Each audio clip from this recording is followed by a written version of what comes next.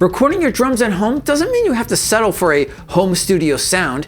If your performance and your drums are already sounding really good, then you can capture a high-end sound at home. Let's dig into some of my favorite pieces of gear to capture that high-end sound. Let's start with the bass drum. You might think that I'm gonna say my favorite piece of gear is some high-end preamp and EQ like my Neve clone. But in truth, the most important thing isn't a piece of recording gear at all. It's instead the ported hole on my bass drum head. By cutting that porthole, you're going to be able to put a mic inside and get a much more modern sound, one that's going to really cut through the mix. For me, at that point, any microphone inside is better than no microphone. But don't exclusively mic the inside once you've ported the hole, still mic the outside, mic the reso head. And I also recommend including a sub-frequency mic or make your own if you know how to wire that up. Only after you've covered all your bases on the microphone front should you start to look at high-end gear like a BAE or a distressor. For my current microphone setup, I'm using a Beyerdynamic Opus 99 on the inside, an AKG D112 for the reso head, and a DW Moon mic for the sub-frequencies. Let's jump over to the snare drum. Again, I am using some really great high-end outboard gear here. I have a Universal Audio 6176, and that really helps shape the sound of the snare thanks to its preamp, 2-band EQ, and 1176 compressor. But don't start with that. Be sure to start with the microphones that you're going to be recording with. And in this case, I definitely recommend going a little bit higher in price point than your traditional SM57 microphone. Instead, try the Shure Beta 57 or the Beyerdynamic M201. Something else really important here is the mic placement. Really experiment with how high up the microphone is and the different angles that you have it at, and don't assume that one mic placement is going to work best for all the different snare mics you might try to use. And if you do have the available tracks, throw in an extra mic on the bottom side of the snare, and then in the mix, bring that up to taste. Hopefully by now you've seen the relative importance on the different types of gear that you can use, but to call it out specifically, the further along in the chain you get, usually the less important that piece of gear is. For example, usually your plugins aren't as important as your high-end outboard gear. A great preamp sounds terrible with a terrible mic, and a really good mic in a bad location still sounds bad. But all of this, it doesn't consider the two most important things, of course. The second most important thing is your instrument. Are you playing with damaged heads, broken cymbals, or poorly tuned drums? Are your snare overtones out of control? Does your pedal squeak? Or are you just generally working with some entry-level piece of gear? If your drums don't sound good in the room, they are not going to sound good on the recording. There's one step even before your instrument that's the most important thing. It's you. How you play. How well are you keeping the tempo or controlling the dynamics? Are you choosing to play in or out on the bass drum?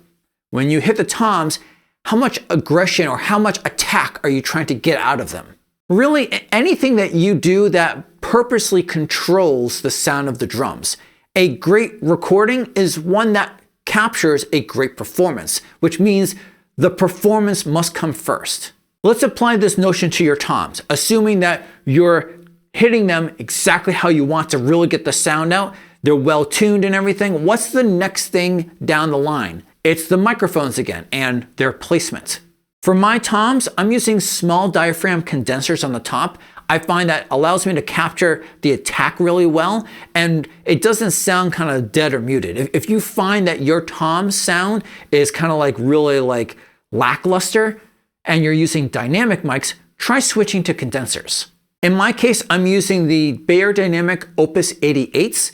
Beyerdynamic, they've redone the model on this, so now they call it the TGD58. Nice and simple, right? But these microphones, they're super easy to use, and the placement is pretty well fixed, so you don't have a lot of control, but they're always in a really good spot, and they're repeatable. So if I take them off the drums, if I have to retune them and then put it back on, it's in exactly the same spot. So now I have a repeated sound from one song to the next, even if I have to retune. For my 16-inch floor tom though, I did splurge a bit and I bought an AKG C414. That's a large diaphragm condenser. And I find that the larger diaphragm, it works a bit better when you're dealing with a lot of low end frequencies. If you have the tracks available, mic up the bottom side of the toms as well. If you're just about to upgrade your microphones to try to get condensers for the top, try using your old mics on the bottom side. Again, any mics that you add there will probably be better than no mic at all. For the bottom side of my rack toms, I find the Sennheiser E604s and the EV ND44s. I find those both work pretty well. For the bottom side on my floor toms, again, I want something with a little bit bigger of a diaphragm. So there I'm using the Sennheiser MD421s. What about overheads? What should you use there? Well, in my case, the ceilings in my room, it's a lot lower than what would be ideal. Now I'm using the Earthworks brand omnidirectional microphones, and I find that they work pretty well for my situation. They get a good blend. They're very flat, so if you add a lot of compression in mastering, they don't start to sound brittle.